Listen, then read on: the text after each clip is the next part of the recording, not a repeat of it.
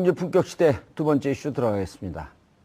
박근혜 정부의 부실한 인수인계 논란이 뜨거운 가운데 김관진 안보실장의 국가안보실 역시 외교안보 관련 아무런 자료를 넘기지 않아 또 한 번 파문이 일고 있습니다.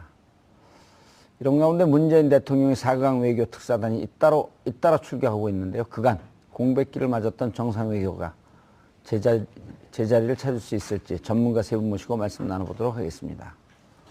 정상근 미디어오늘 기자는 계속 자리 지키고 계시고요. 나승철 변호사님 자리하셨습니다. 예, 안녕하십니까. 김강진 전 민주당 의원 자리하셨습니다. 예. 예, 반갑습니다. 시청자 여러분들께서도 샵 5400, 샵 5400으로 다양한 의견 보내주시면 반영해드리도록 하겠습니다. 자, 정의용 외교안보 단장. 네.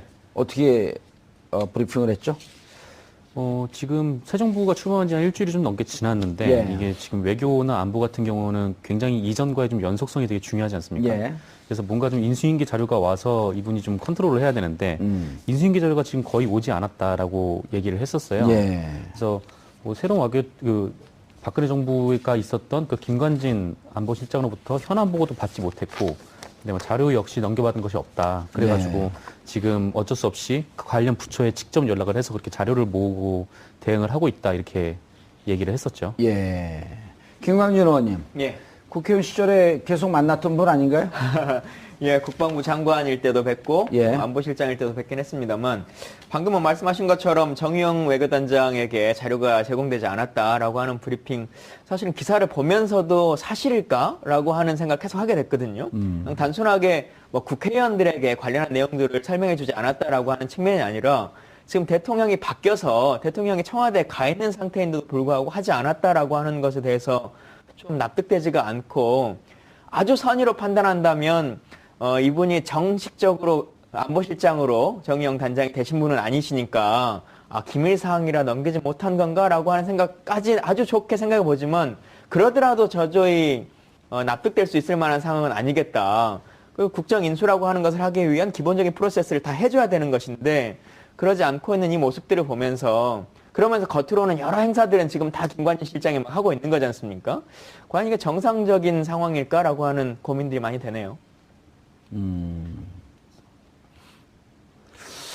저게 변호사님, 나 변호사님. 정의용 외교안보 단장, 이분이 이제 17대 때 국회의원도 하셨고요. 예. 그리고 외교관으로서 이제 이렇게 잔뼈가 굵은 분인데, 예. 외교안보 단장 대통령이 임명한 거 아니에요? 예. 지금 이제 김광진 의원께서는 백보 천보 양보를 하더라도 예. 아직 실장으로 임명이 안 돼서 안 주는 거 아니까. 예. 그런데 이런 행위는 이게 불법도 아니고 막가파 아니에요? 배째라는 거 아니에요? 뭐 이제 사실상 정치적인 제스처가 아닌가 이제 그런 예. 생각이 드는데, 이제 워낙 그전 박근혜 정부와 지금 현 문재인 정부가 그 예. 외교 정책에 있어서 기조가 많이 다르니까 뭔가 불만을 지금 이제 애둘러서 표현을 하고 있는 게 아닐까 정도 싶을 정도로 이제 상당히 좀 의문이 가는데, 이제 저는 한번 그런 생각도 해봅니다. 과거 이제 박근혜 정부에서 외교라든가 그런 것들이 어떤 국민적 합의 없이, 공론화 과정 없이 굉장히 독단적이고 전격적으로 이루어졌던 면이 많았었습니다. 뭐 사드 배치 문제도 그랬고 위안부 합의 문제도 그랬습니다. 그래서 사실 지금 김관진 실장 입장에서도 뭐 별로 지금 전달할 게 없는 상황이 아닌가. 워낙 그 비선 실세와 대통령의 몇몇에 의해서 이루어졌기 때문에 지금 그런 상황이 아닐까, 뭐 그런 의문까지 들 정도입니다. 예. 없는데 있는 척하고 좀 폼 잡는다 이런 건가요? 조금 근데 다르게 생각해서 보자면 없지는 않을 거라고 생각이 들어요. 예. 그리고 그동안 어찌 보면 그 외교안보 분야의 비선 실세로 계속적으로 역할을 했던 게 김관진 실장이었고, 이명박 정부부터 박근혜 정부까지 연임해서 국방장관을 쭉 해왔고, 최장기 국방부 장관 그렇죠. 했잖아요. 최장기 국방장관의 안보실장까지 쭉 해왔던 분이기 때문에 본인이 지금까지 모든 의사결정을 다 해왔죠. 예. 그리고 특히나 지금 외교안보에서 가장 중요한 이슈 중에 하나인 사드라고 하는 것에 있어서도 문재인 대통령이 후보 시절부터 계속 해왔던 것들이 지금은 내가 후보된 입장이기 때문에 관련한 자료들을 정확하게 보고받지 못한다. 그러니 대통령이 되면 관련한 합의문들이나 내용들을 보고 정상적으로 다시 결정하겠다라고 하고 있는 거지 않습니까? 근데 대통령이 되고 난 이후에도 지금 관련한 자료들을 주지 않고 있고, 실제로 어떤 합의가 한미 간에 이루어진 것인지, 우리가 예상하는 것처럼 뭐 이면 합의가 있는 것인지 이런 속내들을 다 보고를 해줘야 통수권자가 정상적인 결정을 할 것인데 지금 그러지 못하고 있게끔 만들고 있는 건 이건 정말 잘못된 일이죠. 아니 지금 그 많은 분들이 이명박 정권까지는 거슬러 올라가지 않더라도 벌써 그 언젠가 지난해 7월이죠. 일단 지난해 2월에 개성공단을 느닷없이 폐쇄했고 예. 개성공단 폐쇄도 오후 1시에 통보하고 5시에 나가라는 거 아닙니까? 그 업주들더러. 심지어는 거기 들어갔던 국정원 정보 관계자들이 2, 3일 정도 시간을 줘야 됩니다. 했는데도 그 사람들까지 내쫓으면서 예. 그때 우리가 갖고 있었던 모든 국가 기밀, 개성공단에 대한 우리가 판단했던 자료들 그걸 다 놓고 내려왔다는 거 아니에요? 그 문제, 7월에 결정하는 문제, 그다음 2월에 그 국방부 장관한테 대정부 질의하고 있네 2월 중순쯤에 이 사드 부품 어떻게 됩니까? 그러니까 모릅니다. 그러면서 그 야밤에 날라왔잖아요. 예. 괌에서. 그리고 얼마 전에 4월 6일인가요? 뭐 그때도 4월 16일, 26일이네요. 그때도 이거 어떻게 된 겁니까? 물어봤더니 이게 정권 그 대선 이후나 이거 들어올 것 같습니다.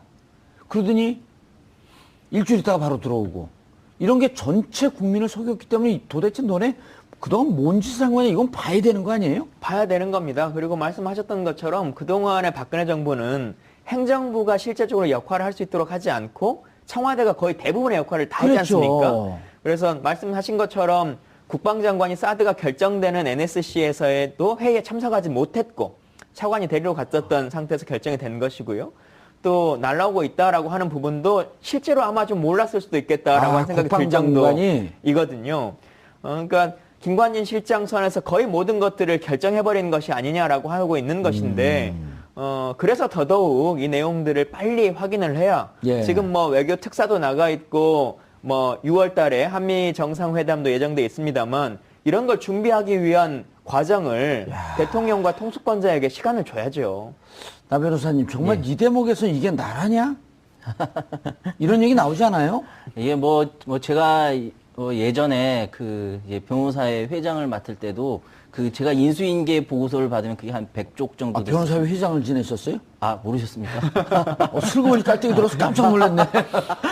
한 3년 전에 이제 어디 변호사회 회장? 서울지방변호사에 했었습니다. 서울지방변호사회. 네, 그때도 이제 저희가 인수인계를 봤는데 이제 보고서가 한 100쪽 정도 됐었습니다. 근데 그때도 그 인수인계 보고서가 이 100쪽 가지고 어떻게 이 많은 변호사들 관련 업무를 다 하냐 그렇게 얘기를 했는데 지금 보면 청와대에서 인수인계한 보고서가 100쪽이라는 겁니다. 그러니까 지금 뭐 거의 깡통을 그냥 가져다 주고 한번 들여다 봐라 지금 그런 수준인 거죠.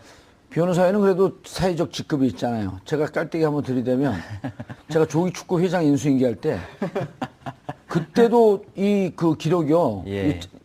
그 입출입 기록, 그 다음에 우리가 주로 거래하는데 이런 서류가 한 50페이지, 100페이지 돼요. 예, 맞습니다. 웬만한 조기축구회도 그렇습니다. 예, 맞습니다. 근데 지금 이거 안 하는 거 아니어서 한 조기축구회장이 그걸 인수인계 안 했다가 회원들한테 진짜 비 오는 날 먼지 나도록 맞았어요. 그러니까 이제 김관진 실장 입장으로 되돌아가 보면은 만약 본인이 많이 알고 있는 상황이라면은 사실 그렇게 보입니다. 이제 뭔가 캥기는 게 있다는 거죠. 이게 형사적으로 무슨 수사 대상이 되는 거 아닌가요? 글쎄요, 아직까지는 뭐 좀 함구하고 지켜봐야겠다. 있다는 것만으로는 좀 어려울 것 같습니다. 김 의원님, 추정해보건데 지금 그 김관진 안보실장이 맥마스터 미국에 2번에 갔다 왔단 말이에요. 그러니까 실질적으로 보면 안보 측면에서 자기가 대통령 놀이를 하고 있었던 거거든요. 사실상 그런 역할들을 쭉 해왔었고 최근에도 한 5차례 전화통화를 했지 않습니까? 그러니까요. 그러면서 국내 정치적 몇 가지 새로운 정부가 입장을 내면 맥베스터와 통화를 해가지고 뭔가 예전 정부처럼 그 입장을 그대로 고수시키도록 만들고 하는 일들을 해왔었는데 이것도 좀 정상적이지 않은 것이고요. 뭐 지금 문재인 대통령께서도 빨리 외교안보 라인에 대한 인선을 하셔서 이 분야에 대한 정상화를 하시는 것도 필요하겠다라는 생각이 들고 우리가 박근혜 최순실 게이트에서 국정농단 사건이 벌어졌을 때 최근에 조금 잠잠해졌습니다만 그 게이트의 뒷물에 항상 나왔던 것 중에 하나가 다 했는데 외교안보 분야는 안 했겠느냐라고 하는 얘기들이 나왔지 않습니까? 그렇죠. 특히나 로키드 마틴사와 관계되는 여러 가지 이야기들이 나왔었는데 사드 제작사가 로키드 마틴사 아니에요? 그렇죠. F-35 도입이나 뭐 다 로키드 마틴사와 연관되는 것인데 이런 부분들도 흐지부지 넘어갈 것이 아니라 새 정부에서 다시 한번 돌이켜보고 행정 절차상의 문제가 있었다면 그리고 그 문제라고 하는 것이 개인의 비위나 이런 것과 연관이 된다면 지금이라도 다시 한번 밝혀봐야 된다고 생각합니다. 그 말씀은 이해를 하겠는데 외교 안보 라인이 빨리 인선되는 건 전 반대네요. 왜냐면 그 인선되면은 거기 비서관으로 들어가면 못 나오실 거 아니에요.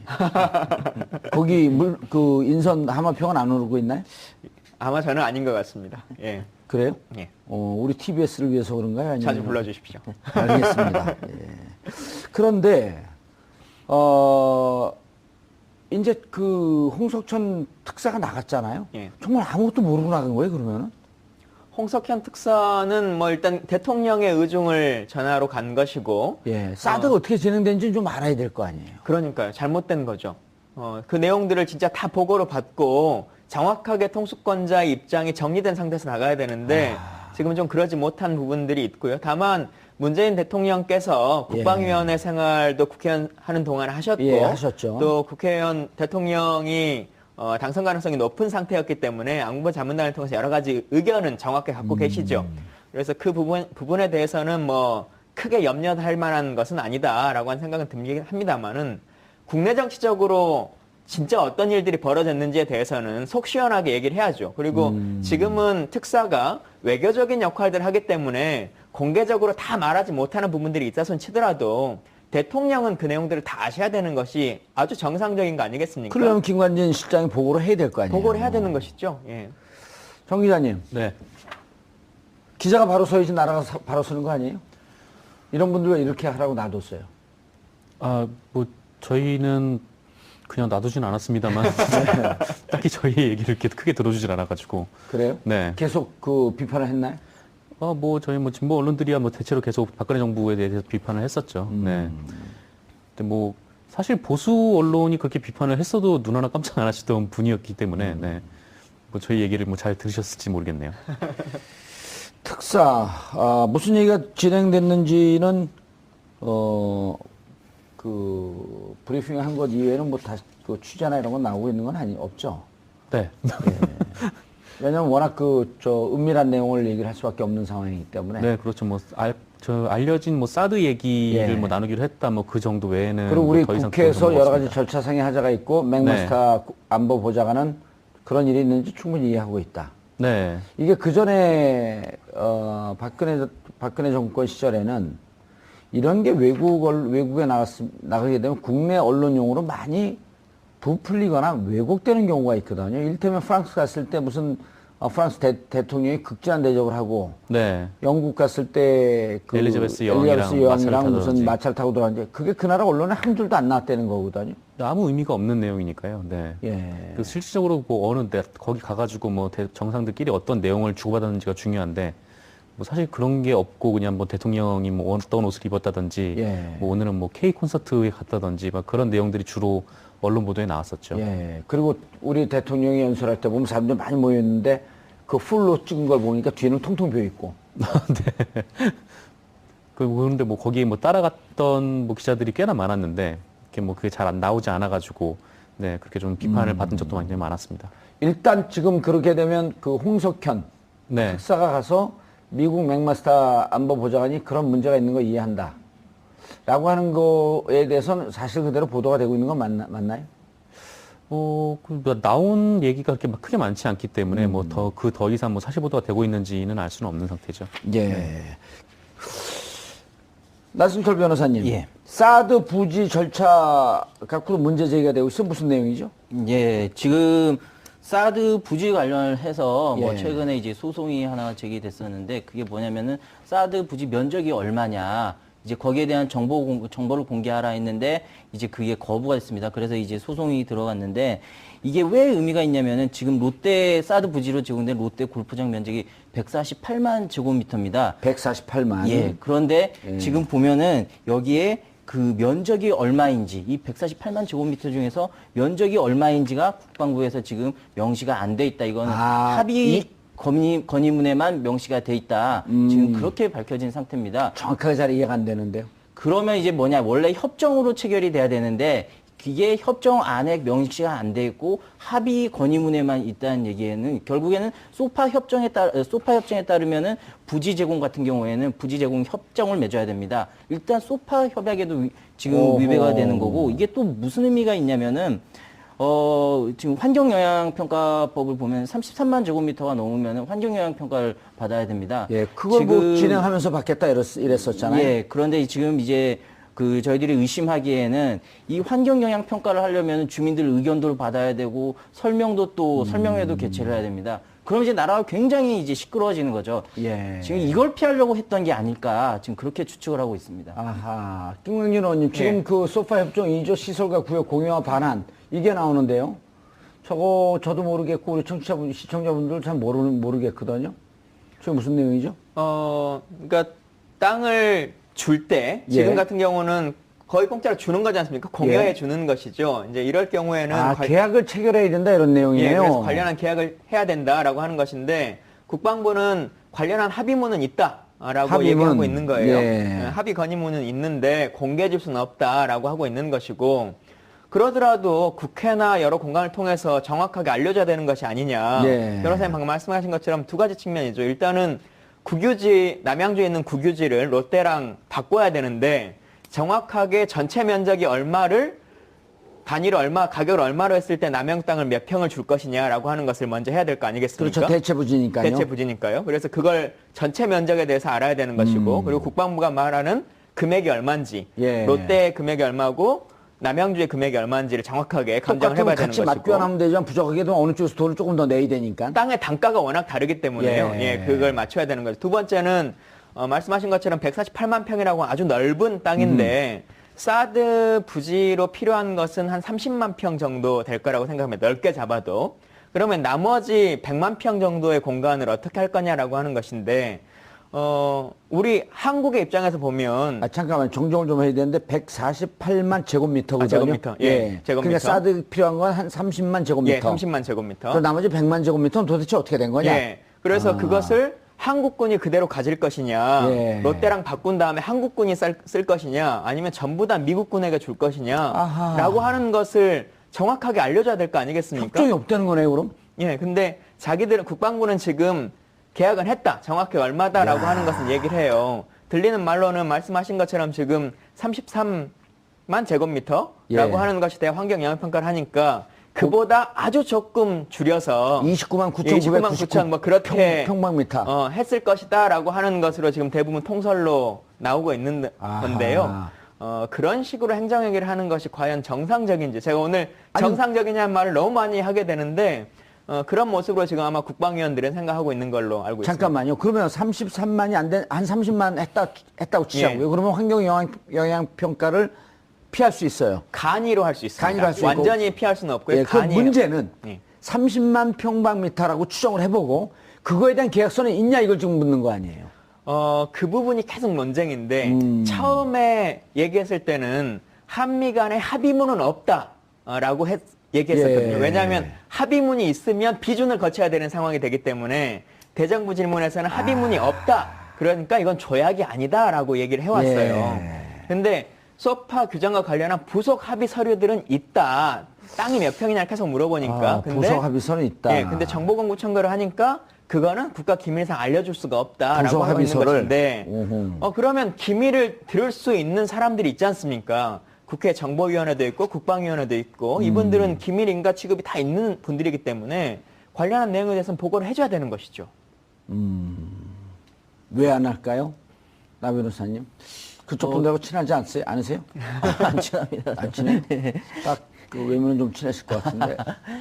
저희가 이제 추측할 때는 그렇습니다. 이게 만약에 뭐 구체적으로 비용이 얼마고 면적이 얼마고 이제 그게 다 나와버리면은 이제 헌법상 이게 사실상 조약이다 해가지고 헌법에 이렇게 돼 있습니다. 국가에게 예. 그 재정 부담을 지우는 내용 관련해서는 반드시 국회의 비준 동의를 거치도록 돼 있습니다. 그렇죠. 근데 이제 그걸 거치게 그러니까 되면 그 꼼수를 피하려고 대체를 해버린 거 아니에요? 예, 그렇습니다. 그래서 그것 때문이 아닌가. 그래서 이번에 이제 문재인 대통령께서는 저는 굉장히 잘 짚었다고 생각을 하는데 사실 미국의 사드 배치 압력은 굉장히 강합니다. 그 미국 국익에 아주 핵심으로 평가를 받는데 이 압력을 견디기는 쉽지는 않은데 이 절차 문제를 짚음으로써 아니 우리 사드 배치를 반대하는 게 아니라 우리도 우리 내부에 절차가 있는데 이게 쉽지가 않다. 그거를 미국에 전달함으로써 우리가 버틸 수 있는 그런 이제 포인트를 잡은 거죠. 그래서 미국 쪽에 그런 부분을 전달한 것은 굉장히 잘된 부분이라고 봅니다. 근데 공여와 교환 대체 부지라고 할 때도 예, 공여 교환 대체 부지. 예, 여러 번 나왔습니다만 뭐 YRP 협정이라고 흔히 우리가 부르죠. 예. 용산에 있는 미군 기지를 평택으로 옮길 때 미군이 가지고 있는 땅을 한국군에 넘기면서 그걸 현무로 하고 그 돈만큼 다시 평택에 땅을 산 거 아니겠습니까? 그러니까 그런 상태에서도 우리가 YRP 협정을 다 맺었거든요. 국회 비준을 득했고. 그래서 YRP. YRP. 예, 그래서 무슨 뜻인가요, 이거는? 아마 용산 미군 기지에 대한 공유부지 협정일 겁니다. 공유부지 근데, 협정. 그래 땅을 주고 팔고 하는 이런 협정을 쭉 맺은 그렇죠. 거죠. 그래서 지금 국방부가 말하고 있는 것처럼 이거 소파의 하부이기 때문에 특별하게 합의문을 만들 필요도 없고 조약도 아니고 국회 비준을 득할 필요가 없다라고 하는 논리는 역대 그런 전례들이 많이 남아있기 때문에요. 성립할 수가 없는 거죠.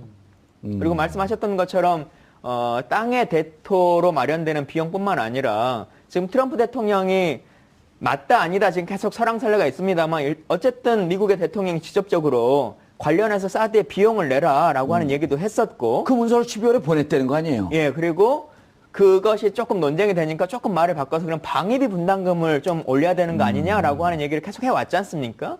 그럼 결국은 한국군에게, 한국 정부에게 경제적인 비용이 가중되는 것인데 이 부분에 대해서는 고민해야 되는 것이고요. 또 하나는 중요한 것이 헌법상에 나와 있는 것으로 봤을 때도 국가의 전략 단위에 있어서 뭔가의 변경이 이루어질 때는 국회 비준을 구하도록 되어 있거든요.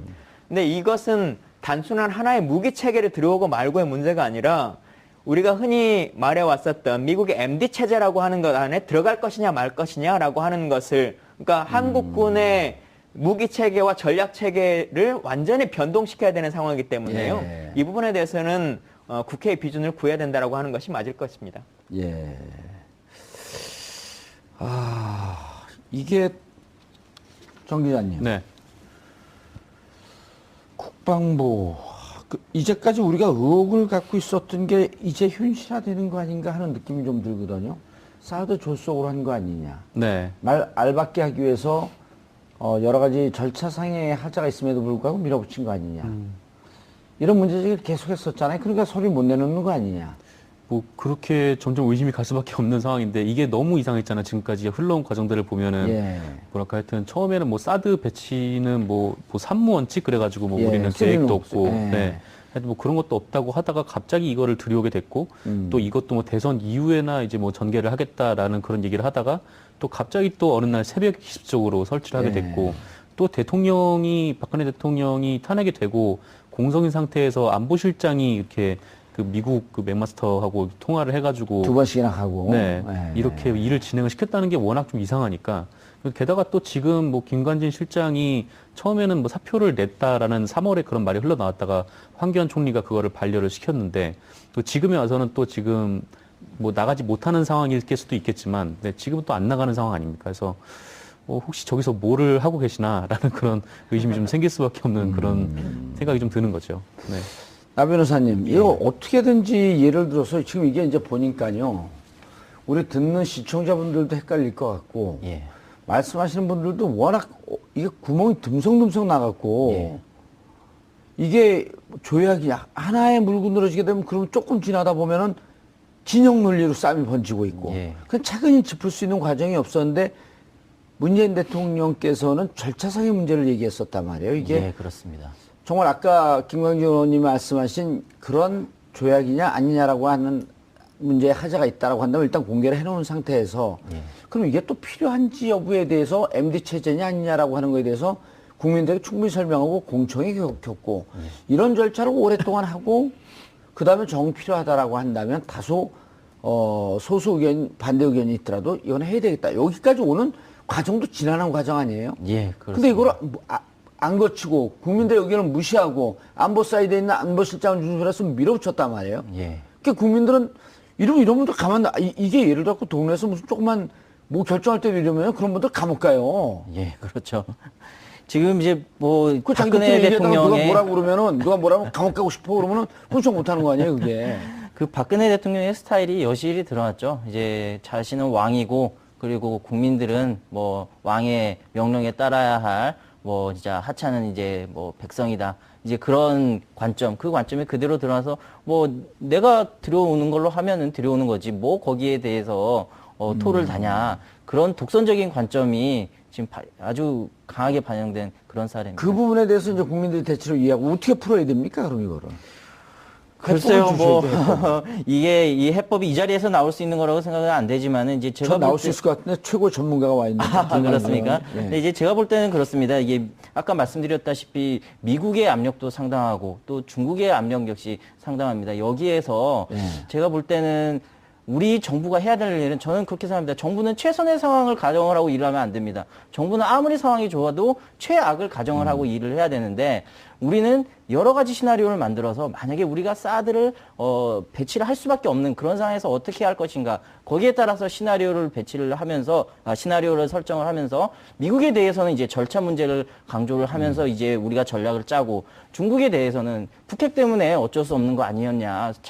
너희들이 도와주면은 우리도 이 문제를 제고해 볼 수 있다. 이런 관점으로 해가지고 충분하게 설득을 하고 시간을 가져가면서 우리도 얻을 건 다 얻어내야 된다는 거죠. 예. 김 의원님. 예. 그런데 이제 이게 사드가 북핵을 막을 수 있냐? 북핵 맞는데 유용하냐?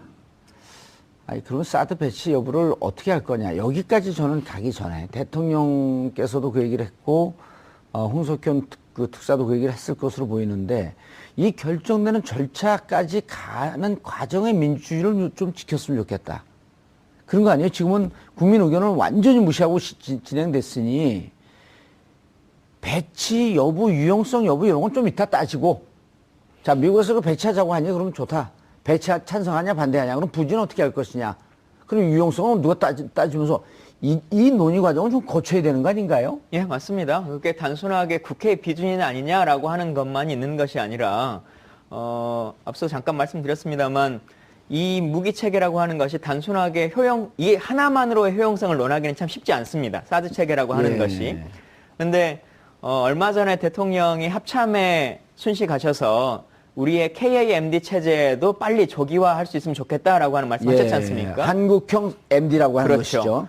근데 우리는 그동안 KAMD와 킬체인이라고 하는 이 두 개의 축으로 예. 북핵을 대비하겠다라고 하는 것으로 수십조 원의 예산을 투여하고 있는 것인데 그러면 그거는 그거대로 가면서 MD 체제로 갈 것이냐, 병행할 수 있을 것이냐, 병행할 만큼의 경제적인 부담은 가능할 것이냐, 예. 혹은 효용성은 있는 것이냐라고 하는 논의들이 있어야 되는 것이죠. 아주 합리적으로 국방부 안에서도. 근데 그런 논의 없이 그냥 그거는 그대로 가고 또 이거는 이거대로 가자. 누가 시키니까 위에서 압력을 행사하니까 라고 하는 것도 일단 행정적으로 맞지 않고 예. 그걸 받아들이는 과정에 있어서 국민의 동의를 얼마나 구했느냐. 물론 군사 무기이기 때문에요. 국민 모두가 생각하는 그 효용성의 방식과는 전문가의 생각과는 좀 다를 수는 있을 예. 것입니다. 그러더라도 이와 관련한 논의를 할 수 있는 충분한 논의 구조를 만들어주고 얘기를 해야 되는 것인데 최근의 상황만 보더라도 얼마 전에 북한이 IRBM 정도의 미사일을 쐈지 않습니까? 예. 근데 정상적으로 탐지를 했는지 안 했는지도 잘 알 수가 없는 상황이고 국방장관이 긴급 현안 질의에서 국방위원회 회의에 참석해서 뭐라고 했냐면 미국은 그걸 확인한 것으로 들었다 이렇게 얘기를 했다거든요.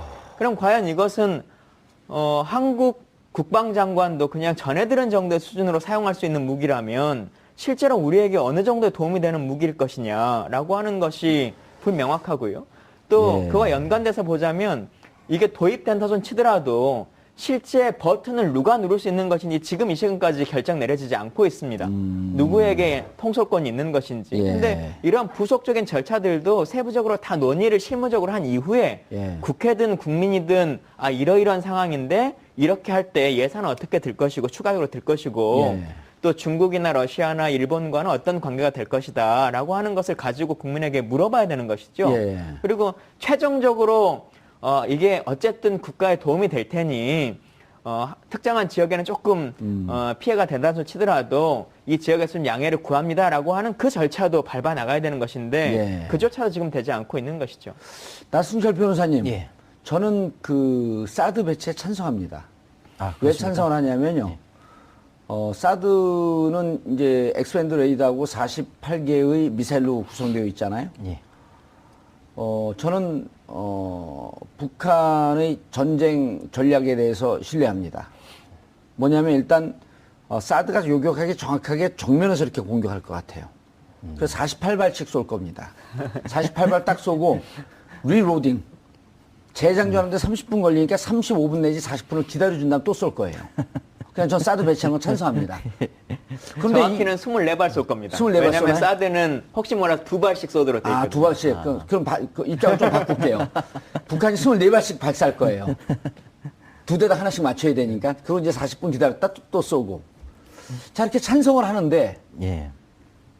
찬성을 하는 저한테도 아무 이유도 없이, 느닷없이 갖다가 배치하는 건 저는 좀 불안해요. 우리 세금이 많이 나갈 것 같고, 돈은 누가 내는지 궁금하고. 예. 그건 좀 따져봐야 되는 거 아니에요? 맞습니다. 이게 뭐 법치주의라는 게 예. 뭐 여러 가지 의미로 쓰지만 사실 그 절차적 정당성이 굉장히 중요하거든요. 예. 아무리 국가가 정부가 이러이러한 행위가 맞다고 하더라도 그 절차를 갖추지 않으면은 법원에서는 그거를 취소를 시킵니다. 그 절차에 하자가 있다는 그 이유 하나만으로도. 그런데 뭐 지금 이게 실제로 어떤 법을 위반을 했는지는 뭐 좀 따져봐야겠지만은 이 사드 배치 이 자체에 아무런 논의 과정도 없다는 그 자체로도 사실 굉장히 하자가 있는 걸로 볼 수가 있습니다. 예. 정말 이게 나라냐라면서 촛불을 들었던 국민들 스스로 우리가 너무 나라를 폄훼하는 거 아니야? 하는 이런 의혹도 좀 있었거든요. 근데 지금 현재의 절차만 보더라도 예. 앞서 말씀하신 것처럼 환경영향평가 부분도 지금 정상적으로 이행되지 않고 이행되지 있고 않고 있잖아요. 또 더 쉽게는 군사시설로 지자체장이 지정해줘야 되는 것인데 아하. 지금 그조차도 지금 불명확하거든요. 왜냐하면 어느 정도 공간까지를 군사시설로 볼 것인지라고 하는 것이 통보되지 않기 때문에 그런 여러 가지 것들이 전혀 절차가 이루어지지 않고 있는 것이죠. 딱 해답이 하나 있네요. 김관진 안보실장은 가슴에 성조기를 품은 검은 머리 미국인이네요. 미국의 입장을 대변한. 그거로밖에 해석이 안 되는 거 아니에요? 그러니까요. 그러니까 지금 우리 군인들이 이 트럭에다가 식료품이라고 겉으로 써봤자고 이건 안으로는 군용 기름을 실어 나르는 이런 일들을 벌이는 거 아니겠습니까? 그 성주에서요? 예, 얼마나 안타까운 일입니까? 그러니까 왜 그 국회의원을 떨어져 갖고 이 상태를 방치해 놓고 있어요. 예. 정말 우리가 웃으면서 얘기하는데 우리 안보에 관한 문제고 웃을 수 없는 상황 아니에요, 이게. 예, 그렇습니다. 알겠습니다. 사드 문제, 안보 문제, 생각하면 생각할수록 답답한데, 그렇기 때문에, 바로 국민들이 나서서 정권 교체를 한 것 같습니다. 이제 품격 시대 두 번째 이슈 들어가겠습니다. 박근혜 정부의 부실한 인수인계 논란이 뜨거운 가운데, 김관진 안보실장의 국가안보실 역시 외교안보 관련 아무런 자료를 넘기지 않아 또 한 번 파문이 일고 있습니다. 이런 가운데 문재인 대통령의 4강 외교 특사단이 잇따라 출격하고 있는데요. 그간 공백기를 맞았던 정상 외교가 제자리를 찾을 수 있을지 전문가 세 분 모시고 말씀 나눠보도록 하겠습니다. 정상근 미디어오늘 기자는 계속 자리 지키고 계시고요. 나승철 변호사님 자리하셨습니다. 안녕하십니까. 김강진 전 민주당 의원 자리하셨습니다. 예. 반갑습니다. 시청자 여러분들께서도 샵 5400, 샵 5400으로 다양한 의견 보내주시면 반영해드리도록 하겠습니다. 자, 정의용 외교안보단장. 네. 어떻게 브리핑을 했죠? 지금 새 정부가 출범한 지 한 일주일이 좀 넘게 지났는데 예. 이게 지금 외교나 안보 같은 경우는 굉장히 이전과의 좀 연속성이 되게 중요하지 않습니까? 예. 그래서 뭔가 좀 인수인계 자료가 와서 이분이 좀 컨트롤을 해야 되는데 인수인계 자료가 지금 거의 오지 않았다라고 얘기를 했었어요. 예. 그래서 뭐 새로운 박근혜 정부가 있었던 그 김관진 안보실장으로부터 현안 보고도 받지 못했고, 근데 뭐 자료 역시 넘겨받은 것이 없다. 그래가지고 네. 지금 어쩔 수 없이 그 관련 부처에 직접 연락을 해서 그렇게 자료를 모으고 대응을 하고 있다 이렇게 얘기를 했었죠. 예. 김광진 의원님. 예. 국회의원 시절에 계속 만났던 분 아닌가요? 예, 국방부 장관일 때도 뵙고 예. 안보실장일 때도 뵙긴 했습니다만 방금은 말씀하신 것처럼 정의용 외교단장에게 자료가 제공되지 않았다라고 하는 브리핑 사실은 기사를 보면서도 사실일까라고 하는 생각을 계속 하게 됐거든요. 그냥 단순하게 뭐 국회의원들에게 관련한 내용들을 설명해주지 않았다라고 하는 측면이 아니라 지금 대통령이 바뀌어서 대통령이 청와대에 가 있는 상태인데도 불구하고 하지 않았다라고 하는 것에 대해서 좀 납득되지가 않고 아주 선의로 판단한다면 이분이 정식적으로 안보실장으로 정의용 단장이 되신 분은 아니시니까 기밀 사항이라 넘기지 못한 건가라고 하는 생각까지 아주 좋게 생각해 보지만 그러더라도 저조히 납득될 수 있을 만한 상황은 아니겠다. 그 국정 인수라고 하는 것을 하기 위한 기본적인 프로세스를 다 해줘야 되는 것인데 그러지 않고 있는 이 모습들을 보면서 그러면서 겉으로는 여러 행사들은 지금 다 김관진 실장이 막 하고 있는 거지 않습니까? 과연 이게 정상적인 상황일까라고 하는 고민들이 많이 되네요. 저게 변호사님, 나 을 전화로 간 것이고 예, 사드가 어떻게 진행된지 좀 알아야 될 거 아니에요. 그러니까요. 잘못된 거죠. 그 내용들을 진짜 다 보고로 받고 정확하게 통수권자의 입장이 정리된 상태에서 나가야 되는데 지금 좀 그러지 못한 부분들이 있고요. 다만 문재인 대통령께서 국방위원회 생활도 국회의원 하는 동안 하셨고 예, 하셨죠. 또 국회의원 대통령이 당선 가능성이 높은 상태였기 때문에 안보 자문단을 통해서 여러 가지 의견은 정확히 갖고 계시죠. 그래서 그 부분에 대해서는 뭐 크게 염려할 만한 것은 아니다라고 하는 생각은 들긴 합니다만은 국내 정치적으로 진짜 어떤 일들이 벌어졌는지에 대해서는 속 시원하게 얘기를 해야죠. 그리고 지금은 특사가 외교적인 역할들을 하기 때문에 공개적으로 다 말하지 못하는 부분들이 있다손 치더라도 대통령은 그 내용들을 다 아셔야 되는 것이 아주 정상적인 거 아니겠습니까? 그러면 김관진 실장이 보고를 해야 될 거 아니에요. 보고를 해야 되는 것이죠. 예. 정 기자님, 네. 기자가 바로 서야지 나라가 바로 서는 거 아니에요? 이런 분들 왜 이렇게 하라고 놔뒀어요? 뭐 저희는 그냥 놔두진 않았습니다만 딱히 저희 얘기를 이렇게 크게 들어주질 않아가지고. 그래요? 네. 계속 그 비판을 했나요? 뭐 저희 뭐 진보 언론들이야 뭐 대체로 계속 박근혜 정부에 대해서 비판을 했었죠. 네. 근데 뭐 사실 보수 언론이 그렇게 비판을 했어도 눈 하나 깜짝 안 하시던 분이었기 때문에 네. 뭐 저희 얘기를 뭐 잘 들으셨을지 모르겠네요. 특사, 무슨 얘기가 진행됐는지는 그 브리핑 한 것 이외에는 뭐 다시 그 취재나 이런 건 나오고 있는 건 없죠. 네.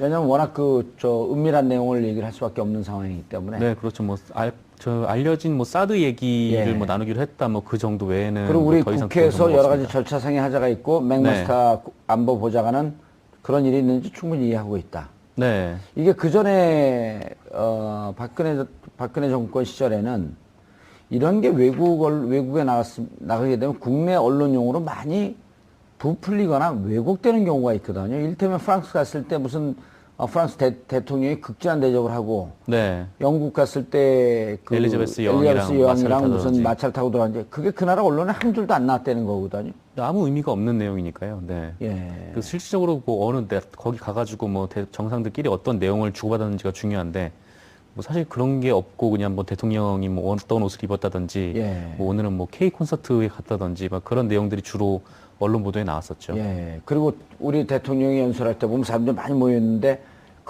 변호사에는 그래도 사회적 직급이 있잖아요. 제가 깔때기 한번 들이대면 제가 조기축구 회장 인수인계할 때 그때도 그 기록이요. 예. 그 입출입 기록, 그 다음에 우리가 주로 거래하는데 이런 서류가 한 50페이지에서 100페이지 돼요. 예, 맞습니다. 웬만한 조기축구에도 그렇습니다. 예, 맞습니다. 예. 근데 지금 이거 안 하는 거 아니어서 한 조기축구 회장이 그거 인수인계 안 했다가 회원들한테 진짜 비 오는 날 먼지 다 도로 맞았어요. 그러니까 이제 김관진 실장 입장으로 되돌아가 보면은 만약 본인이 많이 알고 있는 상황이라면은 사실 그렇게 보입니다. 이제 뭔가 캥기는 게 있다는 거죠. 이게 형사적으로 무슨 수사 대상이 되는 거 아닌가요? 글쎄요, 아직까지는 뭐 좀 함구하고 지켜봐야겠다. 있다는 것만으로는 좀 어려울 것 같습니다.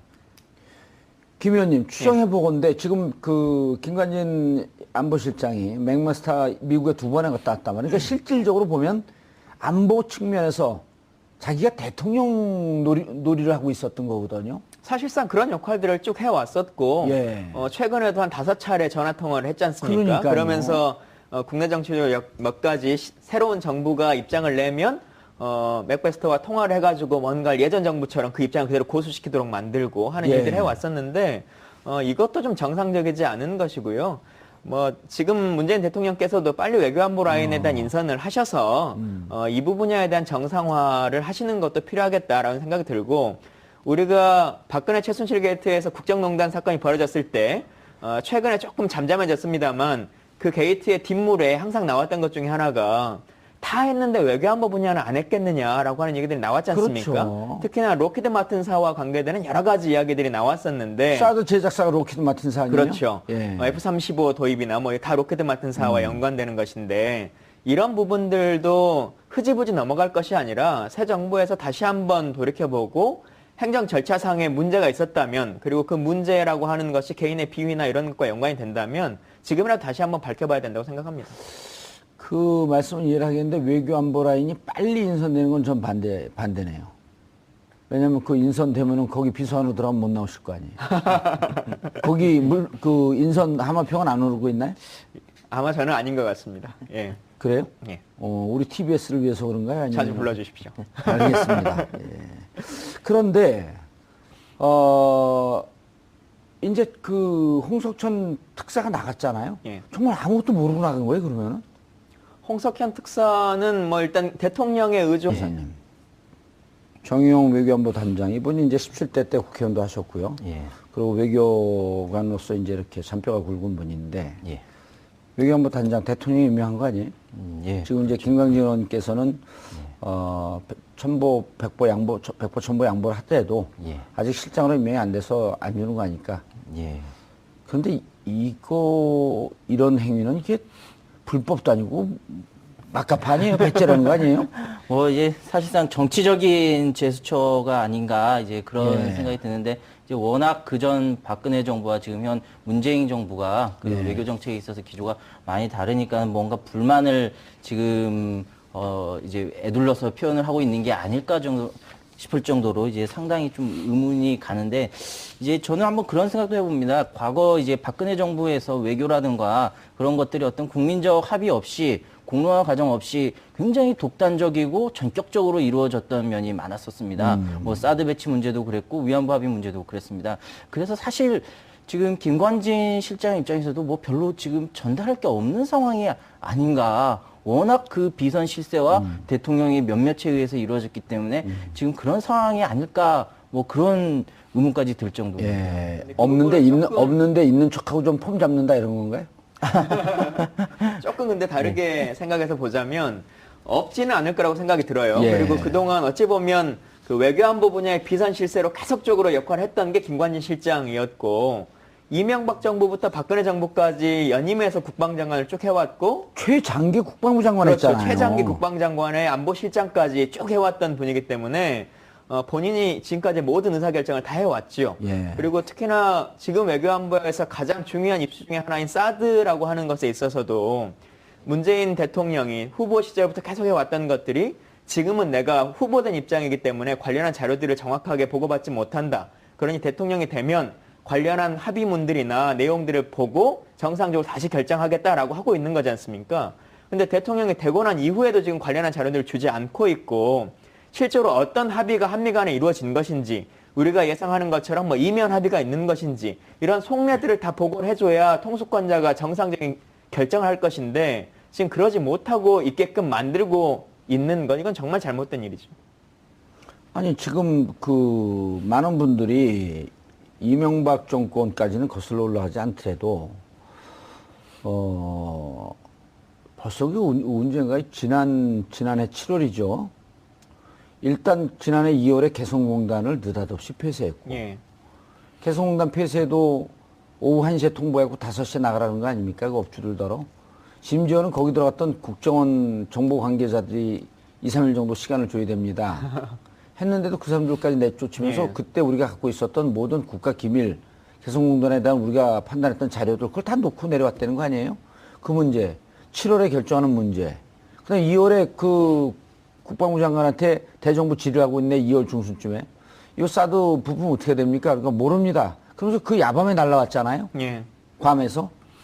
그리고 얼마 전에 4월 6일인가요? 뭐 그때도 4월 16일, 26일이네요. 그때도 이거 어떻게 된 겁니까? 물어봤더니 이게 정권 그 대선 이후나 이거 들어올 것 같습니다. 그러더니 일주일 있다가 바로 들어오고 이런 게 전체 국민을 속였기 때문에 도대체 너네 그동안 뭔 짓을 한 거냐 이건 봐야 되는 거 아니에요? 봐야 되는 겁니다. 그리고 말씀하셨던 것처럼 그동안의 박근혜 정부는 행정부가 실제적으로 역할을 할 수 있도록 하지 않고 청와대가 거의 대부분의 역할을 다 하지 그렇죠. 않습니까? 그래서 말씀하신 것처럼 국방장관이 사드가 결정되는 NSC에서도 회의에 참석하지 못했고 차관이 데리러 갔었던 상태에서 결정이 된 것이고요. 또 날라오고 있다라고 하는 부분도 실제로 아마 좀 몰랐을 수도 있겠다라고 하는 생각이 들 정도이거든요. 그러니까 김관진 실장 선에서 거의 모든 것들을 결정해버린 것이 아니냐라고 하고 있는 것인데 그래서 더더욱 이 내용들을 빨리 확인을 해야 지금 뭐 외교 특사도 나가 있고 뭐 6월 달에 한미 정상회담도 예정돼 있습니다만 이런 걸 준비하기 위한 과정을 대통령과 통수권자에게 시간을 줘야죠. 나 변호사님 정말 이 대목에서 이게 나라냐? 이런 얘기 나오지 않아요? 이게 뭐 제가 예전에 그 이제 변호사회 회장을 맡을 때도 그 제가 인수인계 보고서를 받으면 그게 한 100쪽 정도 됐어요. 변호사회 회장을 지내셨어요? 아, 모르셨습니까? 슬그머니 깔때기 들어서 깜짝 놀랐네. 한 3년 전에 이제 어디 변호사회 회장? 서울지방변호사회 했었습니다. 서울지방변호사회. 네, 그때도 이제 저희가 인수인계를 봤는데 이제 보고서가 한 100쪽 정도 됐었습니다. 근데 그때도 그 인수인계 보고서가 이 100쪽 가지고 어떻게 이 많은 변호사들 관련 업무를 다 하냐 그렇게 얘기를 했는데 지금 보면 청와대에서 인수인계한 보고서가 100쪽이라는 겁니다. 그러니까 지금 뭐 거의 깡통을 그냥 가져다 주고 한번 들여다 봐라 지금 그런 수준인 거죠.